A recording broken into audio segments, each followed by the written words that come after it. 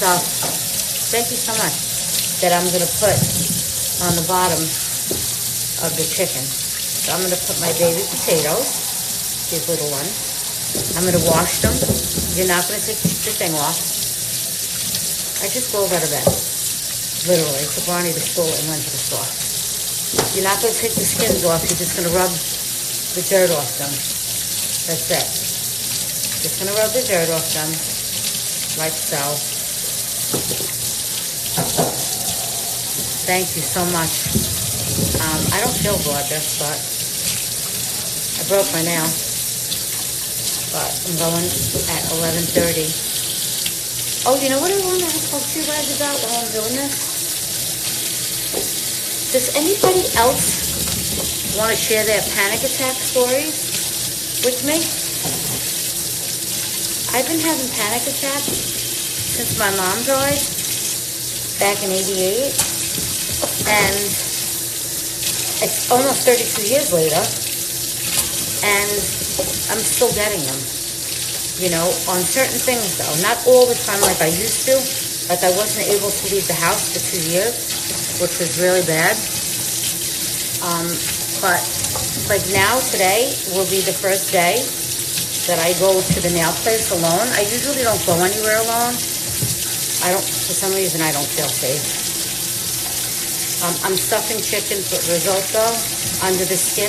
I'm sorry, jasmine, orzo mix that I make, and I'm stuffing it under the skin, not in the cavity. I'm trying to show you that. So, and now we have potatoes, celery, and carrots. We'll cut up an onion. We'll put them all in this bowl, and then we'll season it beautifully and put it on the bottom of the chickens, and we'll roast everything together. And all the flavor will be inside my potatoes and my carrots and celery. So it'll be good. It'll be delish. Hi Claire, if I can't really see your questions, I'm sorry. Of course, it's very hard to clean stuff and look at the screen. So right now I'm just cleaning my baby potatoes. Panic attacks, not fun. Okay. So every time I go out of a certain area, I never go alone. I always have somebody with me, even if it's Ronnie. I take somebody with me. Why, I don't know. But I've been having these panic attacks almost my whole life, since I'm 21.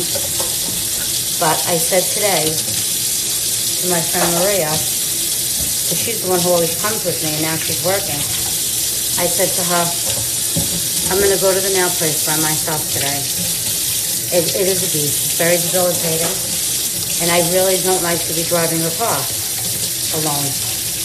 And I have nobody to go with. So I'm going to attempt to go by myself. And listen, the worst thing that could happen is that I'm going to have to turn the car back around. You know, or maybe call somebody to walk me through it. But listen, it gets to the best of us. It happens, you know. And, you know, back in the day when I got it, when it hit me after my mom died, I didn't really know what it was. Because I was young, I was only 21. People didn't talk about that back then. A lot of people, I guess, hid it. I don't know. But my mother was gone. All I had was my brothers and sisters. And my sister, Angela, and my cousin, Fat Angela, they used to come and take Louis for his shots. I mean, I couldn't even take my own pickering shots. That's how bad I couldn't leave the house. I don't know why I couldn't leave the house for 2 years, but I couldn't. And then I got pregnant with John, and you know, I never went to the doctor naturally because I didn't leave the house. So when I was going to give birth, my brothers were screaming at me to get out of the house. I had to go to the hospital and give birth, which I've never been to. You know, I was in the hospital for Louis because my mother was here. But when it came to when she died, I I was like done. I was completely a different person at that point. And it was hurtful because I couldn't even take my kids to shops or anything. Thank God I had, good cousins and good people around me to help me. Thank God. So I get into the hospital. My brother Ronald's driving me like a psycho because I was born in a car. I don't know if I told you that, but I was born in a car, and he's thinking, oh my God, this girl's going to give birth to this kid in this car. And he's driving me over the bridge because I lived in Brooklyn at the time, and I'm screaming, Ronald, hurry up. I feel his head coming out. Hurry up. Like, really? But I had to do it. Doctors that delivered weren't very happy that I didn't have any prenatal care. But I was fine. Stood in the hospital, not alone. Someone stood with me. So today is going to be my attempt to get to that now place by myself. I don't know if you guys know, but I am crazy. Charlie is a service dog. So I'm allowed to take Charlie everywhere I want. She's my anxiety dog. Actually, she fucking gives me anxiety. Right? She needs to pay me to be a security dog. I mean, but she's a registered, service dog. I think I give her more services, but whatever. Charlie is the best, but she barks too much. She barks way too much for my liking. My other dog that my sister Angela gave me, Chanel, that dog didn't have a voice box. What a score that was. I'm telling you.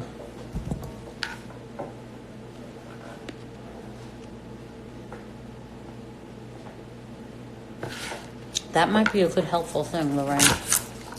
Call and talk about the grand. Yeah, I might try that. Not a bad idea.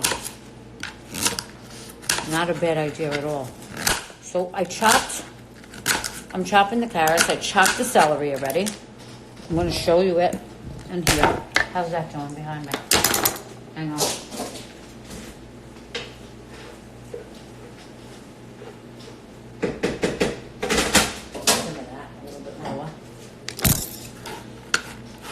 Are you taking notes? Are you taking notes on how to make it? That rice now, Paula, will go under that skin. Sorry, that was Dom.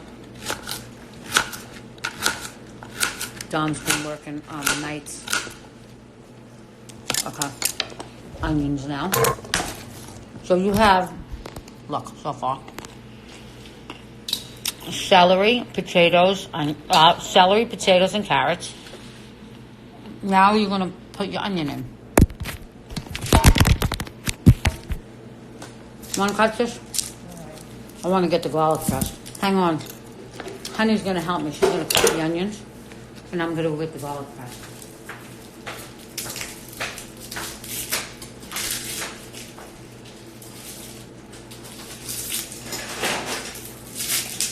This is a garlic press, honey. Oh, good. Right? Yeah. I don't know if you guys use this. This is a garlic press. Do you? So this is what I do. More better, right? That's more better. Yeah.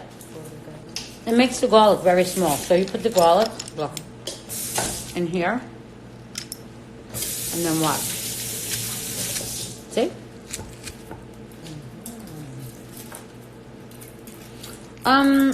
Certain things I'll do, like in the morning, because today at 11, I'm going to go get my nails done.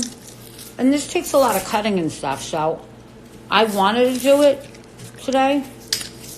I'm starving, MJ. Come over, I'll make you a waffle. You know you always have a meal here. That's one thing I can guarantee you, MJ. I can always guarantee you a meal. It's on the menu. The stuffed chicken under the skin with the rice. Look. You know the rice that you like with the orzo. I'm going to stuff it under the chicken today. I have so much rice that I'm going to also have rice on the side. And then, I know your favorite. And then look, this is, I know you don't like greens, but these potatoes, thank you, MJ. See, we have baby potatoes, we have celery, we have carrots, and this is going to go on the bottom of the 2 chickens. And then I'm going to make a tomato salad with fresh tomatoes from Mikey Bax's garden with cucumbers. Here's the cucumbers. Okay. I got my son Allie's favorite bread. Allie just loves this bread. It's roasted garlic. I put it in the oven for a few minutes. And truthfully, as crazy as it sounds, but my daughter Janine loves this. So I'm going to put this on the... Yes, I have tried purple potatoes. I do love purple potatoes. My daughter Jeannie loves this, so I'm going to put it... I used to have a garden. It was next door. The guy built a house on it. That's how big it is. It was. I think I might have a few pictures of it. And when I got sick, remember I told you yesterday I got sick in 2013? And Angela flew home. I think I have her in the garden picking the food. So I'm going to make this with the cucumber and the tomato. And I'm going to make this as a vegetable and the rice. And that's it. And then tomorrow's meal is going to be beef stew, which is extremely easy. Listen, I feel like this. If you love your family and you really love to cook, everything you do is going to taste good because you put so much love in it. You know, that's the first thing. You have to really love what you do. See, when I go into the Country Mouse and I see the kids and the kids hug me and they kiss me and this is, it's true. You really have to have a passion for it with anything. Like, you have to have a passion for kids. I could see kids all day long and play with kids all day long. I have like a sickness when it comes to kids. I love them. I would much rather be with them than their parents. Honestly. They're innocent. They're fun. They don't make nasty comments. Only some do. You know, like Van, she tells me to shut. But every time she tells me shut, it's like, oh my God, I love her. When she comes up now, I go, say shut up. Say shut up, Nana. I love when she tells me to shut up. It's so funny. And now she says, Nana, look. So I look, and she's holding a book. And then she goes, book. And you know what's funny, Lorraine? People think I'm really crazy because I love anybody's kids. And it doesn't matter who it is. It's kids in general. Like, you know what I mean? They're so innocent and so, like, they're good. It's very rare that you'll find a kid where well, for me at least, you'll find a kid that you'll be like, I can't be around this kid. You know? It's very rare that I ever said that. The new edition is arriving in February/March. My honey cut up the onions. Could you see it? Can you see the onions that she cut? So I'm going to throw the onions in here. See? Like so. And then in this mixture, I'm going to put salt, pepper. I put the garlic, right? I'm going to put salt, pepper. I take Paxil, but I have to tell you, it took me a very, very long time to get the right mixture for me because I tried Zola, no good. I tried Serafem, no good. My sister actually went to the therapist because I wouldn't leave the house, and she made the therapist come to me, and she paid for it back in the day. You know, this was 32 years ago.